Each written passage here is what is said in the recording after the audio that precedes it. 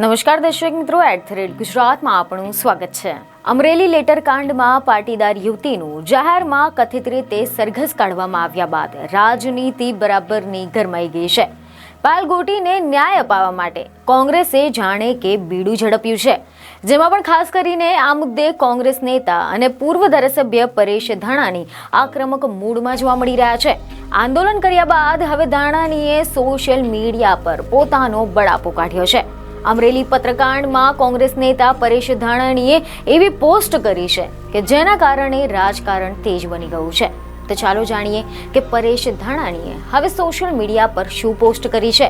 તો સમાચાર એવા મળી રહ્યા છે કે સોશિયલ મીડિયા પર પરેશ ધાનાણીએ પોસ્ટ કરતા લખ્યું છે કે દાળમાં કંઈક કાળું છે કે પછી આખી દાળ જ કાળી છે।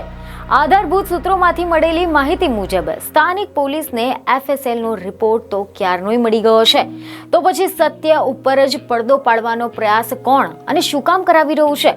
સત્વરે FSLનો રિપોર્ટ જાહેર કરો, #નારી સ્વાભિમાન આંદોલન। તો આની સાથે જ પરેશ ધાનાણીએ વધુમાં લખ્યું કે અસલી લેટર નકલી ફરિયાદ। ભાજપના આગેવાને ભાજપ નેતૃત્વને લખેલા પત્રને નકલી ઠેરાવવાનો પ્રયાસ થઈ રહ્યો છે, પરંતુ દારૂની રેલમછેલ, રેતી ખનન કોન્ટ્રાક્ટમાં કમિશન, પોલીસના હપ્તામાં ભાગીદારી સહિતના મુદ્દાઓ તો અસલી જ લાગે છે।